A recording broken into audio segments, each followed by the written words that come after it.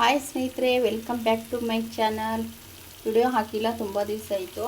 ಇದು ಏನಂತ ಕಮೆಂಟಲ್ಲಿ ತಿಳಿಸಿ. ನೋಡಿ, ನಾನು ಏನು ಹಾಕಿದ್ದೀನಿ, ಏನಿದು, ಏನು ಪಲ್ಯನಾ ಅಥವಾ ಏನಂತ ಹೇಳಿ. ನೋಡಿ, ನಿಮ್ಗೆ ಏನು ಕಾಣಿಸ್ತಾ ಇದೆ, ತುಂಬ ಟೇಸ್ಟಿಯಾಗಿದೆ, ಸೂಪರಾಗಿರುತ್ತೆ. ರೊಟ್ಟಿ ಜೊತೆ ಸೈಡಲ್ಲಿ ಹಾಕ್ಕೊಂಡು ತಿನ್ನಬೇಕು. ನೋಡಿ ಹೇಗೆ ಕಾಣಿಸ್ತಾ ಇದೆ ನಿಮಗೆ. ಪಲ್ಯ ಕಾಣಿಸ್ತಾ ಇದೆ ಅಥವಾ ಏನು ಕಾಣಿಸ್ತಾ ಇದೆ ಕಮೆಂಟ್ ಮೂಲಕ ತಿಳಿಸಿ ಸ್ನೇಹಿತರೆ. ನೋಡಿ, ತುಂಬ ರುಚಿಯಾಗಿ ತುಂಬ ಟೇಸ್ಟಿಯಾಗಿ ಇರುತ್ತೆ. ನೋಡಿ, ಬೆಲ್ಲ, ಸಾಸಿವೆ, ಬೆಳ್ಳುಳ್ಳಿ ಮತ್ತು ಜೀರಿಗೆ, ಸ್ವಲ್ಪ ಉಪ್ಪು ಮತ್ತು ಖಾರದ ಪೌಡ್ರ್ ಹಾಕಿದ್ದೀನಿ. ಟೇಸ್ಟಿಯಾದ ನಿಂಬೆಹಣ್ಣು ಉಪ್ಪಿನಕಾಯಿ. ಇದು ನಿಂಬೆಕಾಯಿ ಇದೆ ಅಲ್ವಾ, ನಿಂಬೆಕಾಯಿ ಉಪ್ಪಿನಕಾಯಿ. ಇದು ಪಲ್ಯ ಅಲ್ಲ, ಪಲ್ಯ ಅಂತ ಅಂದ್ಕೊಬಿಟ್ಟಿದ್ದೀರಾ ಅಂತ ಲಾಸ್ಟಲ್ಲಿ ನಾನೇ ಹೇಳಿದ್ದು ನಿಂಬೆಹಣ್ಣು ಉಪ್ಪಿನಕಾಯಿ ಅಂತ.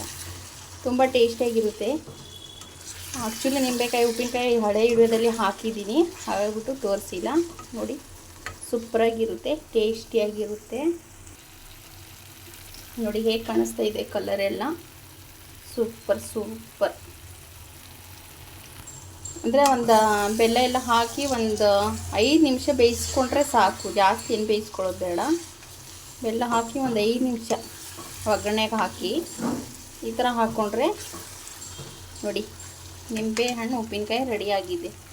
ಸ್ಮೆಲ್ ನೋಡಿದ್ರೆ ಘಮ ಘಮ ಅಂತ ಇದೆ. ಇದು ಒಂದು 3-4 ಡೇಸ್ ಹಂಗೆ ಇಟ್ಬಿಟ್ರೆ ಬಾಕ್ಸ್ಗೆ ಹಾಕ್ಬಿಟ್ಟು ಆಮೇಲೆ ತಿನ್ನೋಕ್ಕೆ ಟೇಸ್ಟಿಯಾಗಿ ನಿಂಬೆಹಣ್ಣು ಉಪ್ಪಿನಕಾಯಿ ಸಿಗುತ್ತೆ. ಮತ್ತು ನೆಕ್ಸ್ಟ್ ವಿಡಿಯೋದಲ್ಲಿ ಸಿಗ್ತೀನಿ ಸ್ನೇಹಿತರೆ. ಎಲ್ಲರಿಗೂ ತುಂಬ ಹೃದಯದ ಧನ್ಯವಾದಗಳು.